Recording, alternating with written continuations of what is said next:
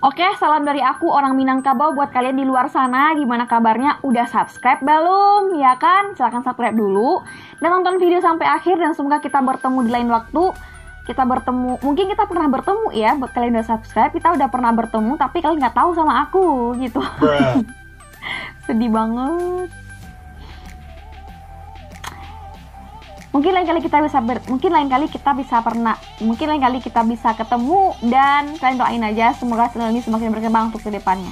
Salam dari aku, love you. Assalamualaikum warahmatullahi wabarakatuh. Balik lagi bersama aku, Ana. Di video kali ini kita bakalan bercerita tentang asal mula penamaan surat Al-Baqarah dalam Al-Quran. Kalian pernah berpikir gak sih kenapa setiap surat itu ada namanya? Kayak surat Al-Baqarah, Ali Imran, An-Nisa, Yusuf, banyak lagi suratnya gitu, At-Toha, dan berbagai macam nama surat lainnya. Kalian pernah berpikir gak sih asal mula penamaan surat itu kayak gimana? Jadi aku bakalan bahas induk dari surat, bukan induk surat, itu surat Al-Fatihah ya? Bukan, surat Al-Baqarah. Penasaran banget gitu, kenapa sapi betina dijadikan nama awal dari sebuah surat dalam Al-Quran. Jadi kalian harus dengarkan cerita ini dari awal, karena takut nanti terjadi kesalahpahaman di antara kita. Karena aku sayang banget sama kalian. Bawa suasana. Oke, tanpa berlama-lama lagi, check it out. Singkatnya, tersebutlah di kalangan Bani Israel seseorang yang kaya raya, dan dia mempunyai saudara sepupu yang sangat fakir, dan tidak ada ahli waris selain dirinya. Nah, di situ ketika orang kaya tersebut tidak lekas mati gitu, tidak meninggal gitu ya, bahasanya enak banget didengar. Dan ketika orang kaya tersebut belum meninggal juga, maka saudara sepupunya ini membunuhnya agar dia dapat mewarisi harta warisannya. Dan lalu dia membawa mayat tersebut ke sebuah desa dan lalu melemparkannya di pelataran desa itu. Dan kemudian dia berlagak kayak membalas dendam gitu kepada orang yang membunuh saudaranya, kayak gitu. Jadi seakan-akan berdrama gitu loh guys. Dia bersama orang-orang mendatangi Nabi Musa alaihissalam waktu itu, dan mereka memohon kepada Nabi Musa ini agar berdoa kepada Allah untuk supaya diberi keterangan mengenai pembunuh orang tersebut.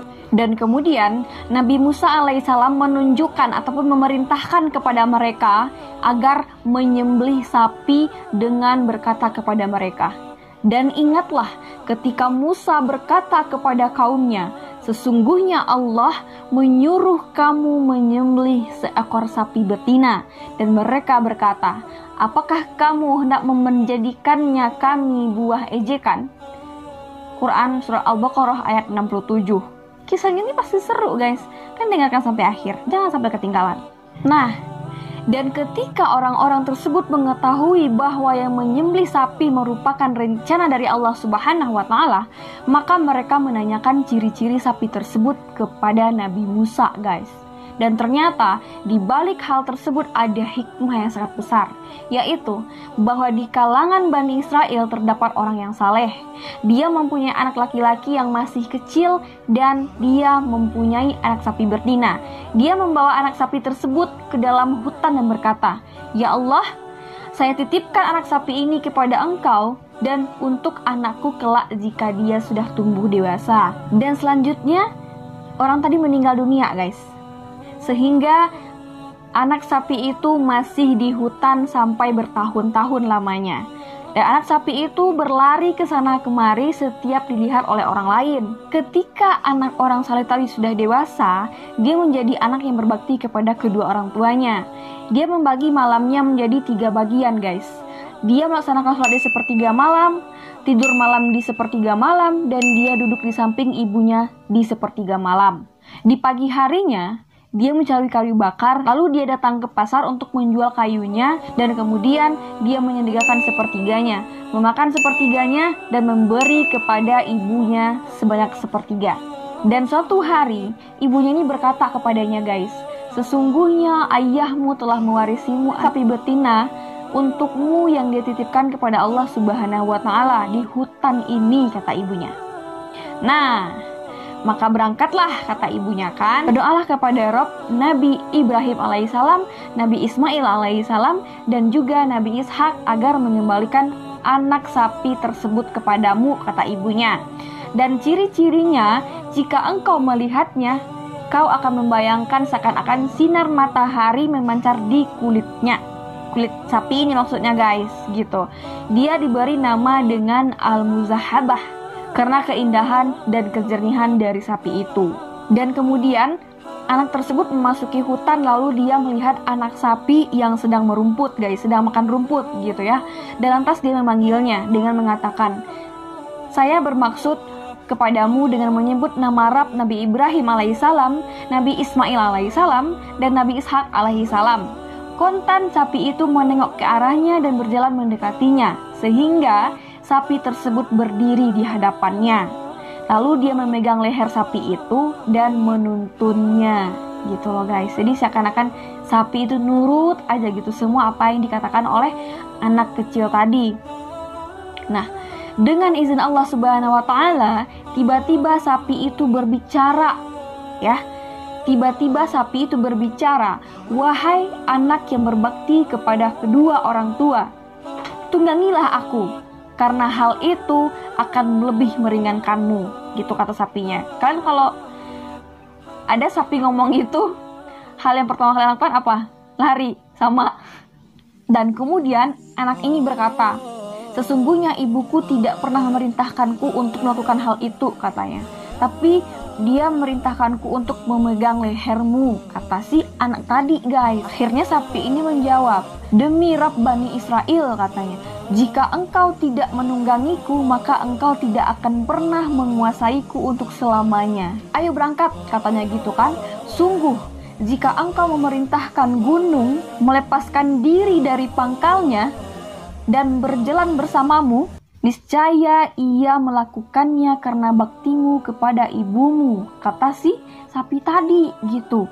Lantas pemuda ini bertemu dengan ibunya, dan di sana ibunya berkata, "Sesungguhnya engkau adalah orang yang fakir," kata ibunya. "Engkau selalu menyibukkan diri dan kemudian merepotkan diri untuk selalu mencari kayu bakar di siang harinya, dan malam harinya engkau selalu bertakwa kepada Allah Subhanahu wa taala melaksanakan qiyamul lail.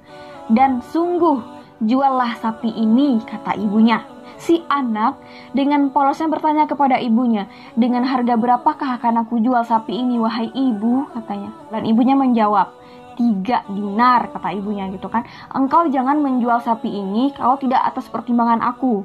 Dan harga sapi ini sudah aku patok 3 dinar. Nah, berangkatlah dia ke pasar gitu kan. Sampai di pasar, lalu Allah mengutus seorang malaikat untuk menguji kebaktian dari pemuda itu kepada ibunya gitu.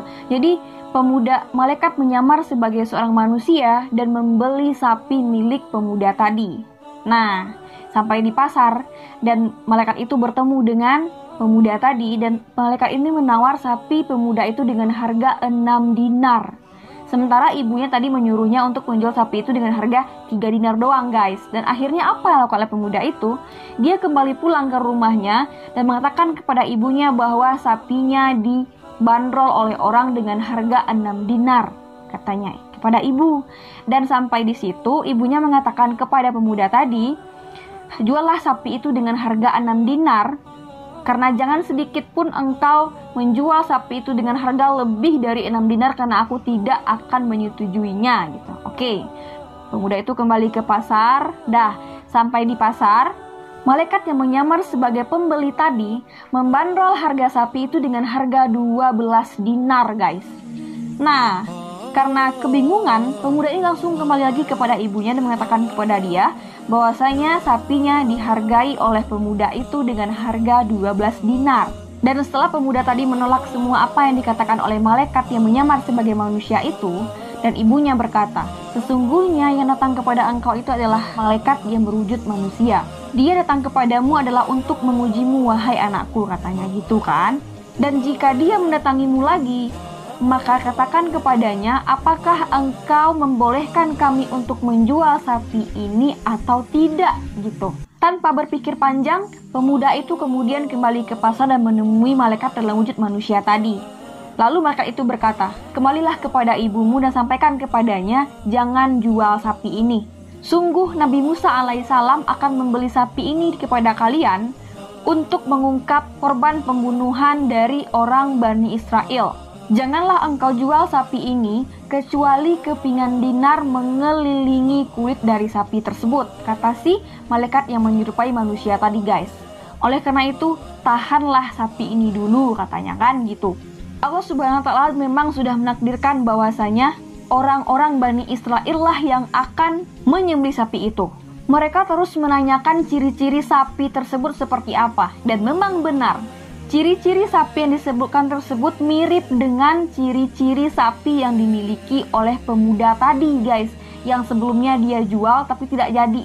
Dan hal ini merupakan bukti dari Allah Subhanahu wa Ta'ala dan juga imbalan bagi pemuda tersebut atas baktinya kepada ibunya tadi guys. Akhirnya mereka membeli sapi tersebut dengan emas sepenuh kulit sapi itu. Lantas mereka menyembelih sapi tersebut dan memukulkan bagian dari tubuh korban pembunuhan itu sebagaimana perintah Allah Subhanahu wa Ta'ala. Dan atas izin Allah, orang yang terbunuh itu bangkit geng, hidup lagi dengan izin Allah gitu ha. Urat lehernya itu masih kayak nggantung gitu loh, masih kayak apa ya, masih keluar darah gitu. Dan kemudian dia berkata, yang membunuh saya adalah si Fulan gitu, sambil nunjuk gitu kan. Merinding guys. Dan setelah dia mengatakan hal tersebut kepada orang rame dan akhirnya dia tumbang, maka si pembunuh tersebut terhalang untuk mendapatkan warisan. Terima kasih buat kalian yang udah nonton. Buat kalian yang suka dengan video ini, jangan lupa tekan tombol subscribe-nya dan bunyikan lonceng notifikasinya agar kalian tahu kalau aku update video terbaru setiap saatnya. Karena perjuangan untuk bikin video ini luar biasa banget kan, dari tadi itu suaranya banyak banget ya Allah. Jadi makasih buat kalian yang udah nonton video ini. Jadi tolonglah subscribe gitu kan. Kalau bukan kalian yang subscribe, siapa lagi gitu. Nggak mungkin mereka-mereka kan. Ngerti kan maksudnya apa?